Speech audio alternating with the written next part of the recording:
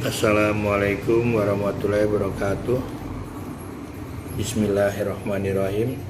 Sejarah berdirinya Tiliang itu dimulai ketika saya dan istri saya pulang dari haji pada tahun 1994 atau tepatnya 20 Mei 1994 hari Jumat, kalau orang bilang Haji Akbar. Setelah kepulangan dari Mekah, istri saya hamil pada tahun 1995, setahun sesudah berangkat ibadah haji. Lalu tiba-tiba pada kehamilan umur 6 bulan, tiba-tiba bayinya keluar tanpa sebab, tanpa ada tanda-tanda, tanpa ada rasa sakit dan sebagainya. Setelah itu kita berobat ke dokter-dokter kandungan yang paling bagus, ke dokter-dokter kandungan yang terkenal. Penyebabnya apa?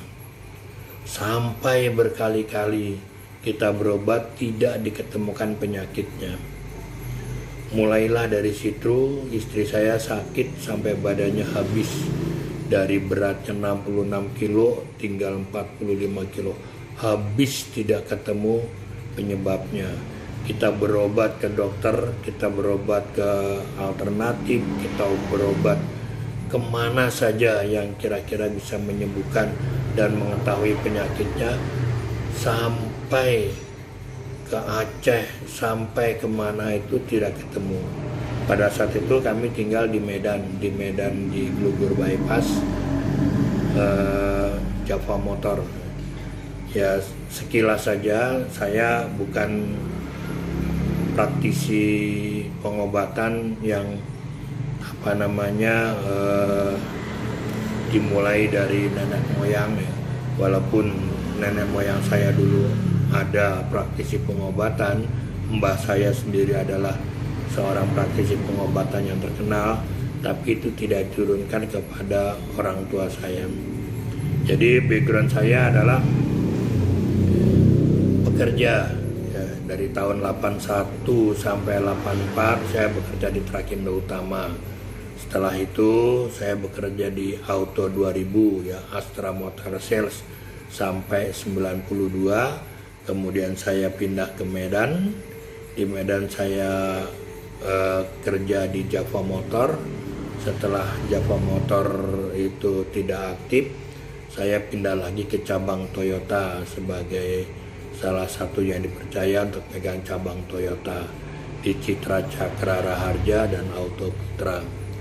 Jadi background saya bukan sebagai turunan atau pengobatan yang waris turun-temurun.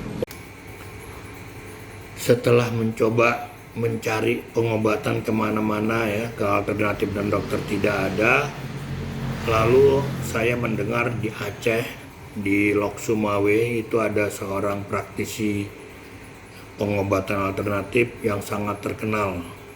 Akhirnya kebetulan saya mendapat tawaran untuk membuka cabang di Aceh. Lalu dengan niat untuk mengobati istri saya pindah ke Aceh. Ya. Setelah di sana ternyata juga belum menghasilkan yang baik. Ya. Kemudian beberapa tahun saya di Aceh sambil menjual produk Toyota. Lalu tahun 98 saya pulang ke Jakarta. Setelah saya pulang ke Jakarta, ada beberapa kawan di Medan itu mengajak saya untuk membuka usaha pembuatan jamu-jamu atau pembuatan produk-produk herbal. Ada 5 orang yang saat itu sepakat untuk berusaha membuat usaha. Saya sebagai pengalaman untuk marketing atau salesnya, kemudian ada Bapak doktor atau profesor, kemudian Karsono, apoteker yang mengajar di USU Medan. Kemudian ada Bapak Toto Nasir yang waktu itu masih bekerja di Telkom. Kemudian ada Dr. Insinyur Kamal sebagai insinyur pertanian. Ya. Kemudian ada Dr. Indra, ya, Dr. Indra itu sebagai salah satu dari bidang medisnya. Kami sepakat untuk memulai usaha pembuatan jamu atau obat-obat herbal di mana untuk daerah Medan tidak ada. Sementara di Jawa banyak seperti jamu air mancur, jamu jago, nyonya menir dan sebagainya. Peluang ini sangat terbuka ya, karena pada saat itu belum ada produk herbal atau jamu di daerah Medan. Pemasarannya bisa sampai ke Aceh, ke Kuala Lumpur dan sebagainya. Jadi sangat-sangat menjanjikan. Ya. Itu seperti itu. Rencananya kami akan membuka perkebunan, ya, entah 10 hektar, entah berapa hektar, ditanami dengan obat-obat toga dan obat-obat tanaman tinggi seperti jati atau pohon-pohon lain lah yang menghasilkan, yang bisa dipanen dalam jangka 5, 10, 15, dan 20 tahun. Adapun hariannya semoga kita bisa mendapatkan dari umbi-umbian tadi herbal kita dibarengin dengan perikanan, peternakan dan sebagainya. Tapi ternyata takdir berkata lain.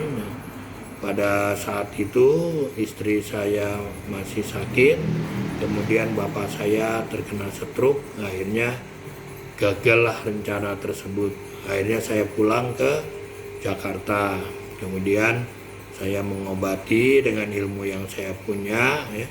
Saya mengobati bapak saya, alhamdulillah stroke-nya sembuh, ya. Sampai akhir hayatnya itu sembuh, tidak kambuh-kambuh. Istri saya juga yang dari 96 sakit itu kebetulan ketemu dokter yang sangat sepuh, ya, sangat tua. Dia bercerita bahwa selama 40 tahun dia praktek, dia pernah ketemu penyakit seperti ini itu karena tulang punggungnya bermasalah. Kami juga cerita bahwa sudah bolak-balik di ronsen bahwa tidak ada masalah. Dokter tersebut mengatakan mungkin ronsennya adalah celentang dan tengkurap. Coba sekarang minta ke rumah sakit di ronsen miring. Ketika miring, ketemulah di situ sebab-sebab penyakitnya. Ternyata pada saat dia masih kecil itu pernah jatuh di trotoar sehingga tulang punggungnya kena benturan. Ketika sudah umur, itu tulang punggung tersebut nongol, lari. Jadi bukan dia begini, tapi dia naik. Jadi ketika naik begini, ketika di ronsen dia rata dari belakang, ketika dari depan tetap rata, tapi ketika miring kelihatan naik. Itulah yang menimbulkan penyakitnya. Sampai gosokan-gosokan ini itu menimbulkan lendir di lehernya, ya, kemudian di dada dan di tulang punggung. Itu banyak lendir. Jadi itulah penyebabnya. Setelah bertemu penyebabnya, kita mencoba minum-minum jamu dan sebagainya. Ada dulu zamannya Gonoderma dan sebagainya. Ternyata tidak cocok karena kalau minum itu badannya enak, ketika tidak minum kepalanya pusing 7 keliling, tidak tahu sebabnya kenapa. Makanya ketika kita balik ke Jakarta, kita hentikan itu semua. Mulailah kita mencoba mencari bahan-bahan jamu yang cocok dengan tubuhnya. Alhamdulillahnya Allah memberi keleluasaan, Allah memberi ilmu. Istri saya sembuh, ya. Ketika sembuh, mulailah kita mencoba membuat usaha Tiliam ini. Tiliam itu dari singkatan terapi inti lancarnya irigasi ampas makanan. Dimulai pada tanggal 7 November 2001 itu kita mencoba pembuatan produk yang sederhana seperti kunyit ya. Kunyit itu diekstrak, jadi dari berapa kilo, kemudian diperas diambil intisarinya, dibuang ampasnya dan dibuang patinya. Karena berdasarkan ilmu dari dokter apoteker tadi yang berdasarkan kesehatan dunia WHO, inti patinya dari kunyit tadi itu berbahaya buat peranakan, berbahaya buat lambung, berbahaya buat usus. Dia bisa mengendap ya di pembuluh darah, sehingga kalau anak gadis katanya itu kalau minum kunyit bisa peranakannya kering. Makanya untuk menghindari itu semuanya, ampasnya dibuang, patinya dibuang. Jadi kita hanya mengambil intisari dari khasiat kunyit tersebut ya. Kemudian kita bikin jahe atau kita tambahin serai jadi jahe serai atau jare. Tetapi berdasarkan penjualan kunyit dan jahe tersebut tidak bisa menutupi kebutuhan rumah tangga kita. Makanya karena saya memang dari muda itu suka sekali belajar pijat ya. Mungkin dari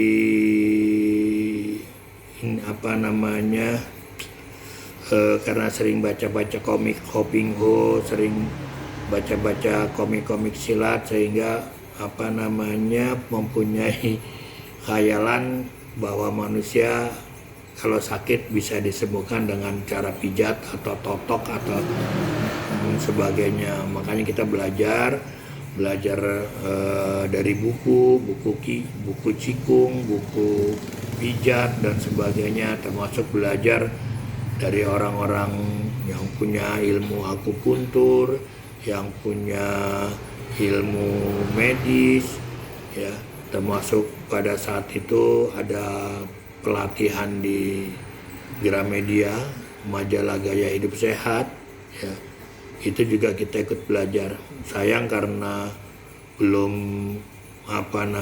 positif untuk menjadi usaha tersebut, sertifikatnya tidak terurus dengan baik. Jadi mulailah kita belajar, selain jamu tadi kita belajar dari pijatnya.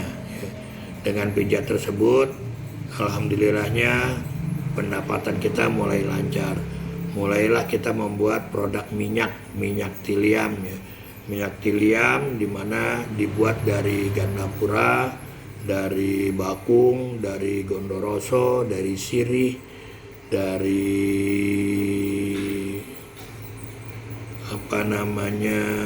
daun jeruk dan sebagainya, di mana daun-daun tersebut itu berkhasiat untuk gatal, untuk luka, untuk apa dan sebagainya. Terbukti setelah minyak itu jadi, ternyata bisa untuk obat luka kebakar, luka karena pisau, sakit gigi dan sebagainya. Banyak sekali khasiat-khasiat dari minyak yang kita buat. Jadi selain kita pakai untuk terapi, pengobatan orang-orang yang sakit, kesleo dan sebagainya, itu buat obat-obat penyakit-penyakit kulit, penyakit luar itu sangat manjur sekali. Mulailah dari situ tiliam berkembang karena pijat-pijat tersebut. Tapi yang selalu menjadi pertanyaan kita, kalau untuk kesleo, asam urat, ngilu-ngilu, capek-capek, pijatnya itu sangat baik, bisa dibilang 99% efektif. Tapi untuk orang-orang yang punya penyakit seperti jantung, ginjal dan sebagainya, itu sudah berapa kali dipijat tidak ada sembuhnya. Makanya kami mencoba mencari alternatif lain, yaitu membuat obat sendiri. dengan prinsip ya, bahwa yang namanya penyakit itu diturunkan beserta obatnya. Ketika Allah berkata bahwa penyakit itu diturunkan beserta obatnya, berarti obat itu sudah ada, kita tinggal mencarinya. Tidak perlu direkayasa, tidak perlu mencari-cari, karena tadi kadang-kadang obat tersebut ada di sekitar rumah kita, ada di jalan, ada di mana saja. Kadang-kadang kita bertemunya tidak secara sengaja. Tadi berdasarkan prinsip bahwa Allah menurunkan penyakit beserta obatnya, kami mulai meramu untuk orang-orang yang penyakit datang kepada kami yang tidak kami sembuhkan dengan pijat. Karena sudah positif bahwa pembuatan obat herbal ini akan menjadi tumpuan hidup kita, mulailah saya mencari tempat untuk mulai berpraktek.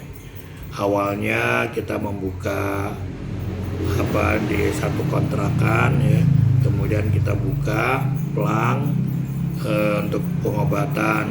Setiap pasien yang datang kita tanya keluhannya apa-apa, kemudian kita tanya juga apa yang sudah pernah diminum dan sebagainya, apa yang pengaruh yang saat dia minum yang membuat dia cocok di badannya apa, kita tanya. Pokoknya kita mencoba untuk menggali segala macam supaya obat yang akan kita berikan cocok dengan penyakitnya.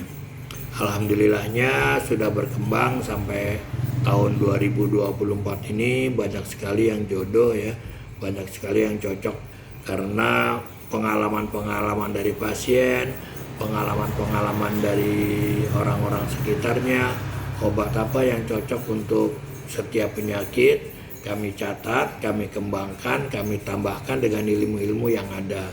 Ya seperti contohnya, pada saat itu yang terkenal untuk obat ginjal adalah kumis kucing dan kecibeling. Ternyata ketika kita bertanya kepada orang yang lain, orang yang pernah sakit ya, itu daun tempuyung juga bisa, bahkan lebih baik daripada kumis kucing dan kecibeling. Akhirnya kita membuat obat terdiri dari beberapa daun, mungkin ada 16 atau 20 daun. Untuk obat ginjal itu ada tempuyung, ada kumis kucing, ada kecibeling, ada ciplukan dan sebagainya. Intinya saya berharap ekstrak obat yang saya bikin itu akan cocok, akan jodoh untuk semua orang. Karena seandainya tidak cocok dengan satu macam daun, umpamanya orang tersebut tidak cocok dengan tempuyung, orang tersebut bisa cocok dengan kecibeling dan kumis kucing. Ketika tidak cocok dengan kumis kucing dan kecibeling dan tempuyung, orang tersebut bisa cocok dengan ciplukan. Sehingga obat yang saya bikin cocok semua terhadap semua orang yang mempunyai penyakit ginjal. Tapi walaupun produk tilam itu terdiri dari beberapa herbal, tetap kita memilih yang tidak mempunyai efek negatif, yang tidak mempunyai kadar racun seperti keladi tikus ya. Mungkin dia baik buat kanker, tapi dia mempunyai kandungan racun. Apabila diminum sekian orang bisa keracunan. Kami tilam herbal tidak memakainya. Masih banyak obat-obat yang lain yang tidak mengandung racun, yang tidak berbahaya, tapi berkhasiat untuk menyembuhkan ya. Banyak, kalau sekarang yang baru-baru ini bajakah ya. Kalau dulu itu hampir semua benalu teh, benalu mangga dan sebagainya itu sangat baik untuk kanker. Jadi semua bahan-bahan yang kira-kira berbahaya ya, keladi tikus, kecubung dan sebagainya itu kami hindari. Ketika mau membuat obat ya untuk pesakit apa, kita teliti, kita lihat ensiklopedianya Hidup Tanaman Obat Indonesia, kalau tanaman tersebut mengandung racun, itu langsung kita buang, tidak kita pakai untuk membuat obat. Jadi sehingga aman untuk diminum siapa saja, baik itu bayi 6 bulan sampai orang yang sudah tua, udah sepuh dan sebagainya, itu aman diminum. Tidak ada istilahnya kebanyakan sehingga overdosis, tidak ada istilahnya orang minum banyak kemudian keracunan karena daunnya mengandung racun. Berkat rahmat Allah yang tadinya kita hanya menyewa satu kontrakan 3 meter kali 12, akhirnya perlahan-lahan kita bisa sewa perumahan di Villa Inti, bisa sewa di pinggir jalan, di kolam renang Dharma Tirta. Kemudian tahun 2012 kita bisa membeli tanah di pinggir jalan Kunir, itu 200 meter, kemudian kita bangun sampai sekarang. Jadi alhamdulillah tempat kami sudah tetap, tidak akan pindah-pindah lagi di Jalan Kunir 87 RT 1 RW 5 Pondok Cabe Udik, Tangerang Selatan. Itu rumah kami ya, kebetulan sudah dibangun tingkat, bisa untuk tetap menetap dan mudah-mudahan bisa sampai diwariskan ke anak cucu. Jadi video ini utamanya saya buat adalah untuk supaya keturunan saya bisa belajar, bisa mengerti bahwa membuka usaha ini awalnya seperti ini, tidak ujuk-ujuk langsung bisa seperti sekarang, diam saja dapat duit ya 200.000, 300.000, 500.000, bisa buat modal lagi, bisa buat kehidupan sehari-hari ya, seperti itu. Jadi perlu perjuangan.